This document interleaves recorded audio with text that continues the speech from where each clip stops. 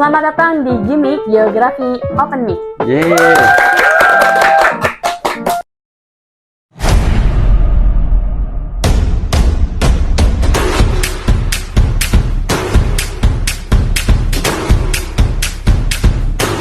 Nah, Pak, pencapaian apa sih yang udah Bapak dapatkan gitu selama ini?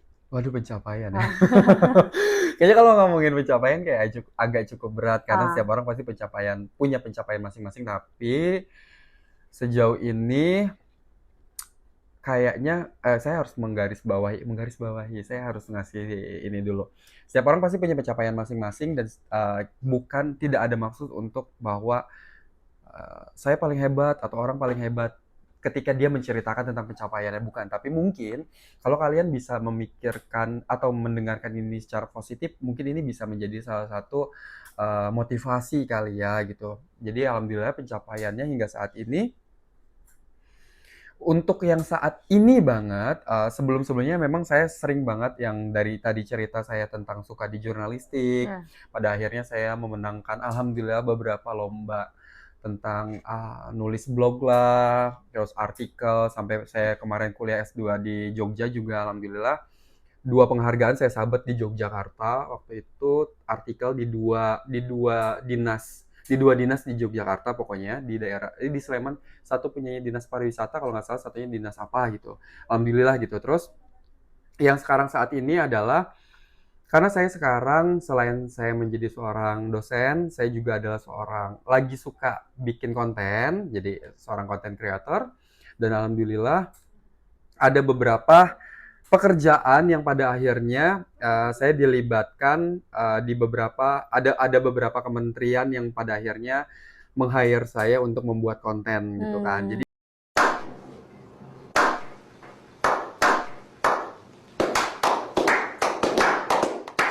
itu menurut saya menjadi sebuah pencapaian tersendiri, selain saya menjadi seorang pendidik, menjadi seorang dosen gitu kan.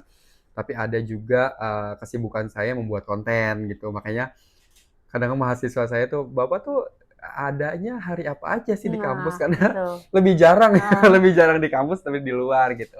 Jadi memang ya itu, kalau pencapaian sih pasti setiap orang punya pencapaian masing-masing. Tapi sejauh ini karena saya mencoba untuk bahasanya memerdekakan keinginan saya dulu gitu kan, dari mulai salah jurusan, mencoba keluar dari zona nyaman saya, sampai akhirnya saya stuck gitu. Maksudnya saya sudah punya pegangan, saya suka di sini, terus saya berproses di sini sampai ada beberapa penghargaan di situ pada akhirnya, dan sampai saat ini masih berlanjut.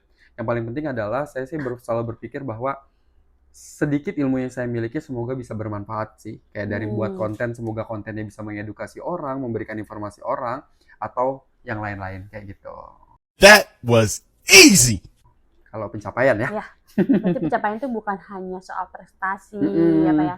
Tapi kan kalau selama perjalanan kan untuk mencapai itu kan pasti butuh proses kan. Nah itu mungkin saya lebih menghargai proses-prosesnya hingga akhirnya alhamdulillahnya saya mendapatkan sesuatu gitu. Nah tadi kan Bapak sempat menyinggung ada salah jurusan gitu Pak. Nah gimana sih ketika kita menyadari kalau kita ini udah salah jurusan? Nah itu gimana mengantisipasi atau kita harusnya gimana sih? Iya benar. Karena kalau ngomongin salah jurusan kayaknya agak pasti ada beberapa mahasiswa yang ngerasa kayaknya bukan di sini deh gitu kan, setelah mereka melewati mungkin 1 semester atau 2 semester gitu kan. Saya menyadari itu karena memang pada awalnya kan tadi saya memang tidak mau di jurusan ini awalnya ya kan. Terus yang faktor kedua adalah saat SMA saya adalah jurusan IPA. IPA, terus geografi itu ranahnya kan di IPS ya. Di IPS terus kayak saya harus pindah ke IPS. Awal-awal semester pertama tuh saya masih agak kesulitan gitu, kayak saya nggak pernah belajar ini loh gitu. Saya nggak pernah tahu ini loh gitu. Tapi tiba-tiba kayak cukup semester 1-2 tuh saya cukup harus struggle untuk mengejar gitu. Saya harus bisa nih beberapa mata kuliah ini nih saya harus cepat cepat mengikuti kayak gitu kan.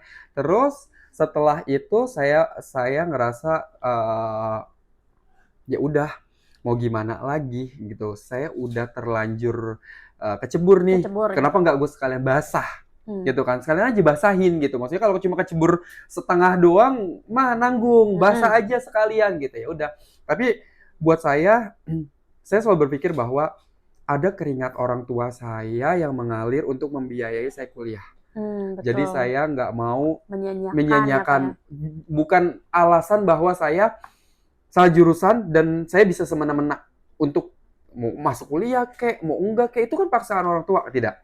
Karena saya sadar diri, saya bukan dari keluarga yang berkelebihan, gitu kan. Jadi saya berpikir bahwa ada keringat orang tua saya yang setiap hari berpikir bagaimana anak ini tetap bisa kuliah, gitu kan, meningkatkan derajat orang tua, gitu kan. Jadi saya berpikir bahwa saya harus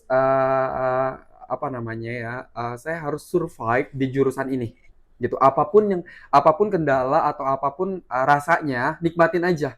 Toh kadang kita makan aja, tiba-tiba di makanan kita ada rasa asin kan. Ya, Kalau misalnya rasa asinnya sedikit, ya udah. Kalau masih banyak yang enaknya, kenapa nggak dimakan yang enaknya, gitu kan? Dipinggirin aja yang asinnya. Mungkin salah tuh si yang masak, garamnya kebanyakan di situ, gitu kan. Pinggirin aja, yang masih bisa enak kita nikmati. Jadi kalau saya tipikal yang saya harus tetap tanggung jawab. Dan alhamdulillahnya walaupun saya salah jurusan, saya pernah dapat beasiswa prestasi di sini, gitu. Jadi maksudnya salah jurusan bukan alasan kalian menyalahkan semuanya dan dunia itu pasti akan berakhir, gitu. Kayak udah salah jurusan, masa depan gue juga pasti akan salah. Enggak seserem itu sebenarnya kalau kita mau mengusahakan, gitu kan. Karena kan nasib masih bisa kita usahakan untuk diubah kan. Nah itu dia. Jadi semenjak tahu itu, ya udah, gak apa-apa saya di jurusan geografi, tapi pada akhirnya kan saya kerjanya di bank, gitu kan. Maksudnya kayak saya bisa kerja di tempat yang memang saya suka atau apapun yang saya suka, kayak gitu kan. Jadi gak apa-apa kalau salah jurusan. Tapi kalau kalian memang udah mentok banget nih, misalnya udah salah jurusan, misalnya kayak udah gak bisa sama sekali, yang pertama adalah bicarakan dulu sama orang tua. Karena pasti orang tua kan yang mungkin menanggung semuanya, maksudnya biaya dan lain-lain gitu. Diskusikan dengan baik-baik gitu, maksudnya kayak, Pak, Bu, sepertinya saya tidak bisa. Karena kan tidak bisanya pasti akan dilihat dari 1 semester, 2 semester, dari nilainya kan. Maksudnya banyak nilai yang kurang bagus, terus mungkin anaknya kuliahnya agak jarang-jarang atau kayak gimana kan. Nah itu dia. Terus kalau misalnya orang tua itu udah ngasih saran nih, misalnya, ya udah maunya di mana? Diskusikan sama dosen-dosen. Maksudnya mungkin kepala jurusan atau apa gitu, maksudnya, Pak, saya sepertinya ada kendala di sini mungkin dosen-dosen punya pandangan solusi lain kali dan ya, solusi. pandangan dan solusi. Karena buat teman-teman mahasiswa dan siapapun itu, dosen itu bisa jadi partner yang baik untuk kalian berbicara. Jadi jangan pernah takut sama dosen ya. That was Jadi kalau easy. ya kan bener kan? Nggak ada loh dosen-dosen yang maksudnya semuanya nggak jahat kan. Maksudnya kenapa sih orang-orang mikir dosen itu jahat? Emang kita apa sih gitu kan, kayak kita juga manusia gitu. Maksudnya kita membutuhkan mahasiswa membutuhkan dosen. Jadi sebenarnya kita menganggap bahwa ini jadi teman diskusi yang baik sebenarnya, gitu kan. Jadi apa-apa tuh kalau kalian punya kendala terkait perkuliahan, terkait dunia kampus dan lain-lain yang mungkin belum kalian tahu, apalagi nih peralihan dari SMA ke kuliah itu kan beda ya. Ya kan, SMA itu mungkin kalian udah yang sangat teratur, misalnya masuk jam 8 atau jam 7 deh. Masuk jam 7 misalnya pulang jam 3 atau jam 4. Begitu setiap hari. Kalau kuliah kan kadang-kadang kalian masuk jam 10, pulang jam 12 karena satu mata kuliah doang misalnya, atau misalnya ada sampai jam berapa gitu kan. Jadi kayak mungkin ada beberapa gap yang kalian masih harus penyesuaian. Nggak apa-apa diceritakan, atau misalnya saya punya kendala ini Pak, mata kuliah ini, bagaimana baiknya gitu kan. Daripada kamu mungkin ngomong di kelas takutnya dibully sama teman-teman, mendingan langsung ketemu sama dosennya, gitu kan? Dosen juga pasti akan menjaga. Yang penting tuh kadang kita maksudnya saya dan yang lain-lain itu kan dosen, bukan peramal ya. Jadi ketika kalian diam, kita nggak tahu ya Pak. Kenapa gitu kamu diamnya ini ngerti, punya banyak masalah, ada pinjol. Kan nggak tahu kan, maksudnya jadi kayak apa-apa tuh harus dikomunikasikan gitu, nggak kayak sinetron ya ketika kita diem kita tahu apa yang diomongin gitu ya. Ada bahasa hatinya kedengeran gitu. Iya, jadi kayak apa-apa tuh misalnya Pak, misalnya Assalamualaikum gitu kan, misalnya mungkin kalian mahasiswa baru Pak, saya boleh masuk misalnya kayak gitu kalau dosen ini punya ruangan gitu kan.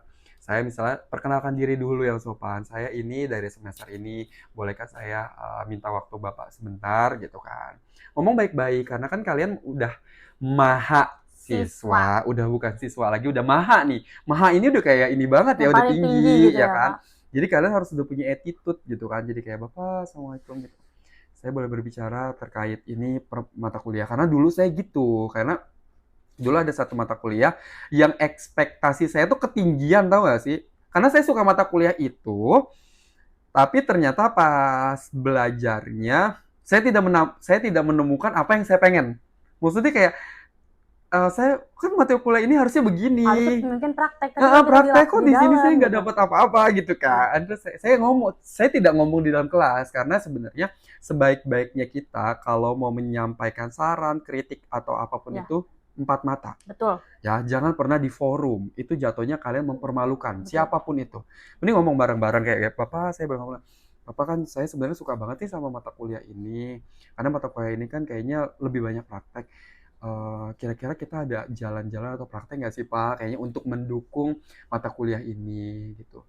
Jadi tuh nanti dosen jadi mikir ya, oh Betul. iya ya ternyata mahasiswa saya juga cukup boring mungkin ya di kelas terus. Jadi nggak apa-apa sebenarnya apapun itu didiskusikan dengan baik-baik. Kayak gitu sih Ya, ya. dan dosen juga nggak akan nolak, enggak saya nggak mau diskusi, nggak mungkin nggak Nggak sih ya, Pak ya? mungkin, nggak mungkin kayak apa sih kamu kan cuma mahasiswa, nggak ada Nah, yang kayak begitu. Pasti kita juga akan butuh masukan bahwa kalian butuh ilmu dari kita gitu, sharing ilmu gitu kan. Jadi kayak enaknya pembelajarannya gimana nih biar kalian juga sama-sama paham, biar kalian nggak boring di dalam kelas terus.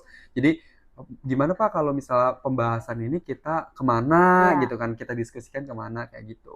Malah kadang kalau kita ngobrol santai justru timbul ide-ide yang sehingga tuh bisa collab gitu kita Iya, sama makanya dosen itu tuh. kan. Jadi sebenarnya apa-apa tuh sebenarnya komunikasi. Komunikasi, betul. Kayak jargon HIM aja nih, Apa tuh? sinergi, komunikasi, dan peduli. Nah, betul. Jadi ada komunikasinya ya. Iya. Komunikasinya gitu. Oke, selanjutnya ada pertanyaan terakhir nih Pak. Wow. Kalau yang kita dengar-dengar di media sosial itu kan ada penghapusan skripsi. Waduh. Nah, itu Ya, tanggapan bos. Bapak sebagai dosen gimana nih Pak? Iya emang lagi rame banget sih sebenarnya pembahasan tentang skripsi. Pasti mahasiswa tuh kayak wah angin segar Senang nih banget. kayaknya skripsi dihapus. Oh, tidak semudah itu Ferguson gitu ya. Tidak semudah itu, Tidak guys. semudah itu Iya. ya, pokoknya tidak semudah itu karena sebenarnya ini setahu saya, setahu yang saya ikuti perkembangannya saat ini, kayaknya ini juga masih sebenarnya gini. Ada memang dari dulu tuh ada beberapa kampus dan beberapa jurusan yang memang sudah ada pilihan untuk tidak skripsi. Misalnya, kalau nggak salah tuh dulu teman saya di jurusan di kafe. Di kafe itu kan memang dia tuh desain komunikasi visual ya. Jadi mereka tuh buat karya. Jadi pilihannya tuh dua. Kamu mau nulis skripsi apa membuat karya. Kalau karya itu nanti dipresentasikan terus dipamerkan. Tapi dia juga buat laporan pada akhirnya gitu. Dan teman saya tuh ada dua, yang satu ambil pameran, yang satu tuh skripsi. Dan saya datang keduanya. Ke pamerannya dia datang, ke yang skripsi yang sidang biasa pada umumnya saya lihat juga gitu. Dan kalau saya, karena saya mengajar di jurusan pendidikan gitu, ranahnya pendidikan. Kalau saya nih ya, ini saya pribadi ya, pendapat saya pribadi, saya tidak setuju skripsi itu dihapus di jurusan pendidikan. Karena apa? Seorang guru itu tidak cukup hanya bisa mengajar, tapi kalian juga harus bisa menulis. Betul. Dan membuat penelitian. Itu juga nanti jadi salah satu kemampuan kalian kan, menjadi seorang pendidik kan. Kalau saya untuk di jurusan pendidikan harusnya skripsi itu masih tetap ada, ya kan, karena ya mau nggak mau kan kita memang harus bisa menulis kan. Seorang pendidik itu harus bisa menulis, membuat jurnal mungkin, membuat artikel dan lain-lain. Gimana kalian coba nanti mengajarkan murid-murid kalian tentang bagaimana membuat makalah yang baik, laporan yang baik, kalau kalian aja nggak pernah membuat itu. Ya kan, setidaknya kan mungkin dari proses skripsi itu kalian jadi tahu ada latar belakang, ada masalah, ada tujuannya, ada penelitiannya, dan dari situlah kita jadi proses belajar nih si mahasiswa itu. Tapi kayaknya saya mau nanya dulu teman-teman di sini tuh, kalian setuju nggak kalau skripsi dihapus? Jadi harus ada. Yakin? Ini kayaknya ragu-ragu ya. Takutnya kayak judul nih gini. Iya, gimmick ya. Ayo lo. Iya. Sebenarnya bukan dihapus, tidak ada dihapus, tapi ada pilihan. Jadi mau skripsi, mau proyek atau apa, toh semuanya sebenarnya punya proses masing-masing Dan gitu. balik lagi akan berbentuk penulisan ya, Pak. Dan proyek itu pun kalian bener-bener harus udah cukup kuat apa belum. Dan kan nggak gini, karena kita lihat juga kampusnya. Kampus ini sudah sebagus apa kampusnya. Kita tidak bisa menyeimbangkan semua kampus sama kan.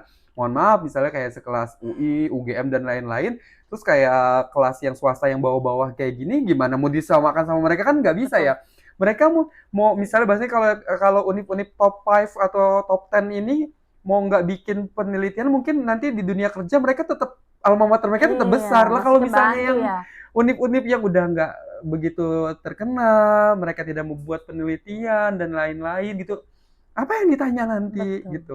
Dan pokoknya kalau di jurusan kita di pendidikan, saya tidak setuju kalau skripsi itu dihapus, karena kalian harus bisa punya skill untuk menulis juga gitu, karena ya mau nggak mau kan di kelas nanti kalian harus mengajarkan murid kalian. Masa tiba-tiba kalian tugasnya nanti buat makalah ya, mata pelajaran ini harus buat makalah, buat laporan, terus tiba-tiba muridnya nyeletuk, ini laporannya kayak gimana ya, terus kalian kebingungan. Lihat aja di Google. Iya, lihat aja di Google. Ya kan nggak gitu ya konsepnya ya. Apa-apa sih sebenarnya emang mudah di teknologi, tapi kan kalian juga harus ada sumbangsinya nih. Maksudnya jangan apa-apa ke Google gitu. Langsung fungsinya apa kalian sebagai guru gitu kan. Nah itu dia, maksudnya kayak menjembatannya. Oh, penyusunannya seperti ini ya. Jadi kalian tahu kasih rangka-rangkanya dulu. Baiknya kalau di sini kayak gimana gitu kan. Terus kayak kadang-kadang ejahan itu kan penting kan, terus kayak misal serapan bahasa asing itu harus kayak gimana kan, itu kan dasar-dasar kalian mungkin kalau skripsi, jadi kalian tuh tahu gitu. Oh, menulis tuh sebenarnya kalau bahasa asing tidak boleh ya sama dengan bahasa Indonesia pada umumnya. Terus kalau bahasa asing bisa nggak diserap ke bahasa Indonesia kalau memang udah ada misalnya di KBBI gitu kan. Jadi kayak sebenarnya prosesnya itu, tapi takut ya sebenarnya. Kenapa sih momok yang luar biasa ya skripsi itu ya? Iya betul, karena mungkin skripsi itu dari awal kita kuliah tuh udah ditakut-takutin gitu. Apa coba kamu kan sebagai mahasiswa nih, saya jadi balik nanya ya kan. Apa yang kamu takuti atau kalau mendengar kata skripsi itu apa yang kamu takuti? Pada saat bimbingan dan juga sidang ya. Apa yang pernah kamu dengar bimbingan terekstrim apa yang pernah kamu dengar sehingga kamu kayak takut? Ini sih pernah ada yang skripsinya dilempar karena nggak ada proses bimbingan. Gitu, jadi kayak belum tahu nih. Si mahasiswanya nggak pernah bimbingan, tiba-tiba datang. Terus minta tanda tangan. Emang kurang ajar tuh mahasiswa ya. Jangan kayak gitu, yang salah mahasiswa ya, itu yang salah mahasiswa ya. Nah itu saya takut terjebak di fase seperti itu, walaupun sebenarnya kita udah tahu gitu ya. Kan kita nggak tahu tapi ke depannya gimana. Oh, jadi itu salah satu ketakutan ya kalau mendengar kata skripsi gitu kan. Kalau kalian kalau dengar kata skripsi apa yang kalian takutkan? Selain bimbingan? Sidangnya. Oke. Terus apa lagi? Takut stres. Oh, kalian anak Gen Z ya. Jadi harus bener ya. Mental kita. Mental health ya, kayak mental sad over shit you can't control. Saya tuh tergoncang ya, tiba-tiba cuma dia bilang kayak ini, kamu bisa nggak revisi besok gitu kan? Langsung besok langsung nulis status banyak dosen gue kayak Apa lu gua tauin? Jangan. gini gitu kan di media sosial gitu kan, mental gue terguncang gara-gara dosen gue ngomongin, hey, nggak gitu. Emang agak sulit. Saya sebenarnya saya sebagai dosen pun kadang-kadang menghadapi mahasiswa yang mahasiswa saya yang muda-muda saat ini belia gitu kan.